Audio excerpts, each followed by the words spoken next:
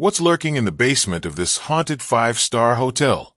The creature's hand was the first thing I saw, thin, gray, and shaped almost like a human hand, except the fingers were too long, bending in slow, jerky motions, as if learning how to move. It reached out from the darkness beneath the hotel's basement staircase, its nails scraping the concrete floor. I froze. My flashlight shook in my hand, the beam landing on a face peeking from behind the steps. Its eyes reflected the light, glowing like a cat's, but fixed on me with a strange, angry hunger. I tried to step back, but the thing hissed and crawled forward, its body stretching in ways no person's body ever should. Then it opened its mouth, wide, too wide, and everything went silent except the sound of my own heartbeat. That was when I realized I wasn't alone down there, and the shape behind the creature was moving too. Now let me tell you how everything started, long before I ever set foot in that basement. My name is Michael Turner, and I had only been working at Crestfall Grand Hotel for 2 weeks when the stories began. Crestfall wasn't just any hotel. It was one of the most expensive, well-known five-star hotels in the country, sitting right in the heart of Chicago. Celebrities stayed there, politicians booked entire floors, and families saved money for years just to spend a weekend inside its golden halls. Everything in it sparkled, except the basement no one talked about. I first heard the rumors from an older housekeeper named Linda. She had worked there for over 20 years and knew every secret the building kept hidden. "You stick to your floors, Michael," she said while handing me my uniform apron. "Don't go poking around the basement. Some doors are locked for a reason." I laughed at first. I thought she was joking, but the way she stared at me, no smile, no blink, made me uneasy.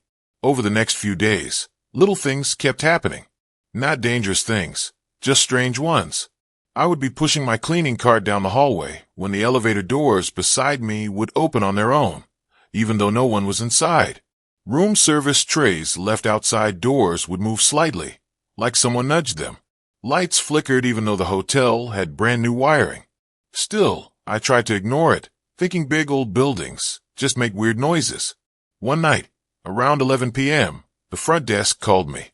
A guest had heard banging coming from the service elevator shaft. They wanted someone to check it out.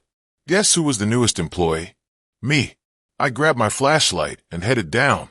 When I reached the service hallway, the banging had stopped, but the corridor felt colder than usual. Not normal cold. Cold that felt like something was standing behind you, breathing on your neck. The service elevator door was open just a few inches. I leaned closer and called out, "Hello? Anyone stuck in there?" No reply, but something shifted inside the darkness. I stepped back fast. The air felt wrong, heavy, like it was pressing against my chest.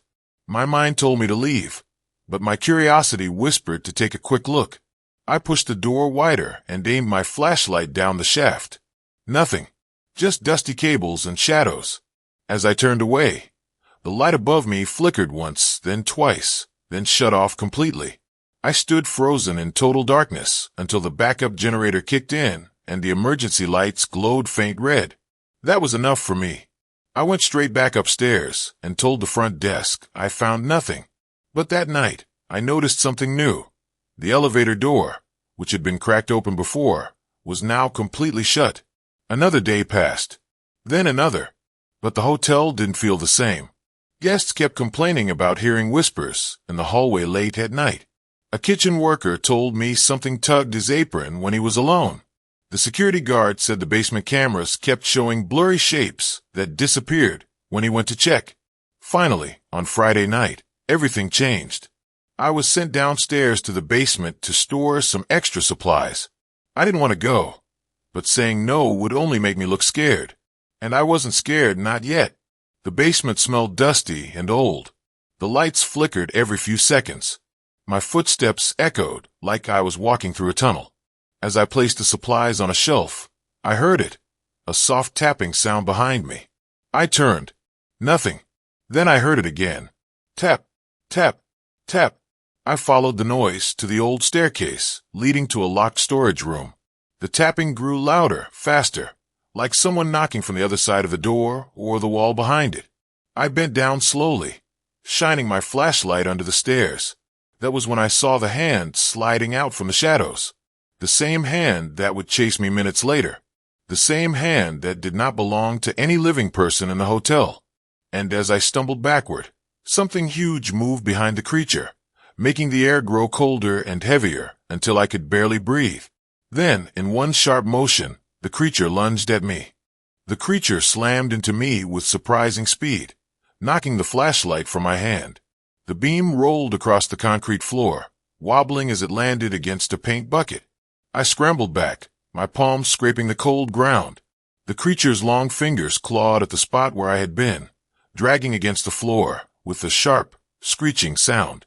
Just as it reached again, the emergency lights flickered, and the thing froze, tilting its head like the light confused it. That tiny pause saved my life. I pushed myself up and ran toward the main hallway of the basement. I didn't look back. I didn't want to see how close it was. My footsteps pounded against the floor, but behind me I heard something worse, something heavy, dragging, like another much larger body was following the smaller creature. Two of them, one crawling fast, one dragging slow. When I reached the staircase that led back to the lobby, I grabbed the rail and pulled myself up 2 steps at a time.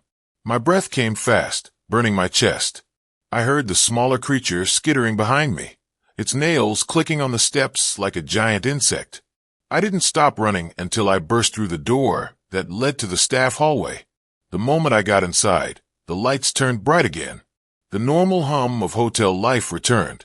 Somewhere down the hall, a vacuum cleaner buzzed. Upstairs, soft music played from the restaurant. Everything looked normal, perfect, peaceful, like nothing evil had ever crawled beneath the building. But I knew the truth now.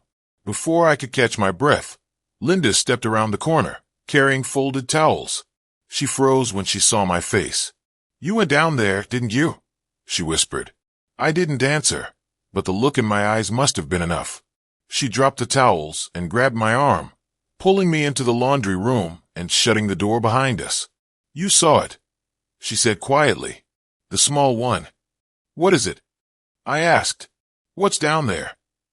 She looked away, rubbing her hands together.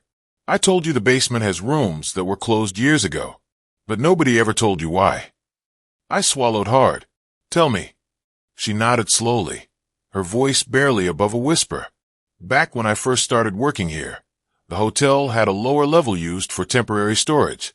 A few workers went down there one day and never came back.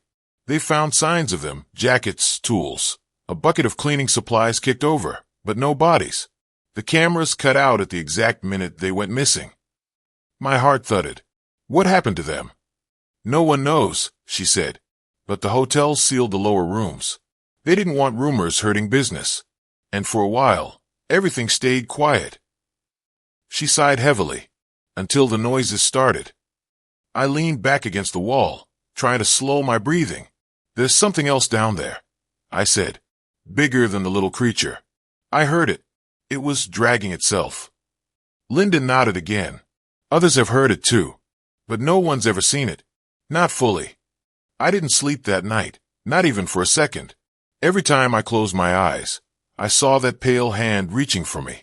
I decided that when morning came, I would quit. No job was worth facing whatever lived beneath Crestfall Grand Hotel. But the hotel didn't give me a chance to leave. By sunrise, guests had started reporting strange things, shadows moving across their rooms, knocking on walls, footsteps in hallways no one was walking in. One family left early after something scratched their door all night long. By noon, the hotel manager called an emergency staff meeting.